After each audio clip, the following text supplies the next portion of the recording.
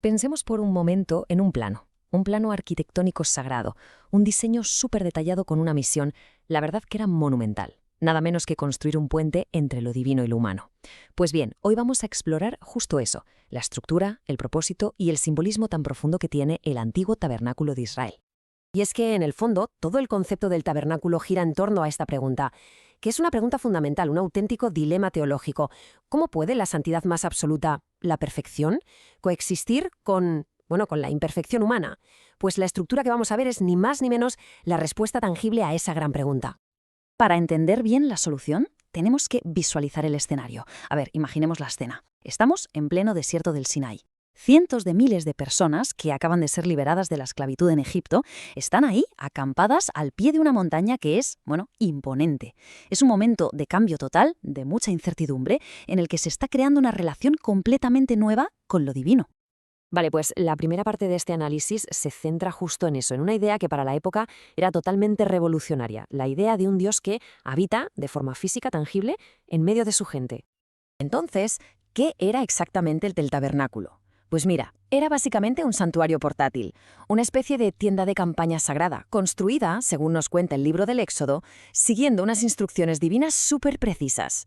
Y su propósito iba mucho más allá de ser un simple sitio para rezar, ¿eh? Era la manifestación física, real, del deseo de Dios de vivir en el mismísimo corazón de la comunidad. Y esta línea de tiempo es clave porque nos da el contexto histórico. O sea, el tabernáculo no es un mito que flota en el tiempo, para nada. Su construcción ocurre en un momento muy, muy concreto, justo después de la salida de Egipto y de recibir la ley en el Sinaí. Vamos, que se convierte en un pilar fundamental en la historia del nacimiento de la nación de Israel. Y ojo que el diseño de esta morada divina no era para nada aleatorio. Su plano nos enseña una estructura súper pensada, organizada en 3 zonas como círculos concéntricos, donde la santidad iba aumentando. Cada espacio, cada objeto tenía su lugar y su función específica dentro de este mapa sagrado. Así que, ¿qué tal si hacemos un recorrido, un viaje que nos va a llevar poco a poco hacia el centro, explorando cada una de estas 3 áreas? Primero el atrio, luego el lugar santo y por último el corazón de todo, el lugar santísimo. Pues empezamos por la zona más externa, la más accesible de todas. Este es el atrio, el primer punto de contacto, el espacio donde la gente podía acercarse para participar en los rituales. Vale, al entrar en este patio que estaba rodeado por cortinas de lino, lo primero que uno se encontraba de frente era esta estructura, bastante imponente, el altar de bronce. Era sin duda el elemento central del atrio, imposible no verlo. Este espacio exterior, el atrio, giraba en torno a 2 acciones clave, el sacrificio y la purificación. Por un lado, el altar de bronce era para las ofrendas, como un reconocimiento de que se necesitaba la expiación. Y por otro, la fuente de bronce, que era para que los sacerdotes se lavaran, se purificaran ritualmente. Ambos pasos eran, indispensables para poder seguir adelante. Bien, una vez superados los rituales del atrio, el viaje sigue. Dejamos atrás la zona abierta y entramos ya en la tienda en sí, en el primer compartimento, el lugar santo. Y aquí ya cambia la cosa, ¿eh? El acceso estaba restringido.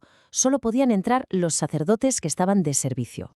Pensemos que estamos dentro de una habitación sin ventanas. La única luz que hay viene del candelero de oro, la famosa menorá. Sus 7 lámparas tenían que estar encendidas siempre, sin parar, iluminando todo lo que hacían los sacerdotes en este espacio tan sagrado. Además del candelero, aquí dentro había otros 2 muebles sagrados. Uno era la mesa de los panes, que tenía 12 panes frescos que se cambiaban cada semana. Esto representaba la provisión de Dios para las 12 tribus de Israel. Y el otro, colocado justo delante de la siguiente barrera, era el altar del incienso. De ahí salía un humo con un olor increíble que subía sin parar, simbolizando las oraciones de la gente que ascendían hacia Dios. Pero el viaje no terminaba aquí. Justo detrás del altar del incienso estaba la barrera final, un velo. Un velo muy grueso y con unos bordados espectaculares. Y que nadie se confunda, no era una simple cortina, era una frontera en toda regla, una barrera física y simbólica que separaba este espacio de los sacerdotes de la presencia divina en su forma más pura e intensa. Y así por fin llegamos al corazón de todo este recorrido, al espacio más sagrado de todos, el epicentro de la estructura, la razón de ser de todo el tabernáculo, el lugar santísimo. Y la gran pregunta es, ¿qué había detrás de ese velo? Pues un único objeto, el arca del pacto.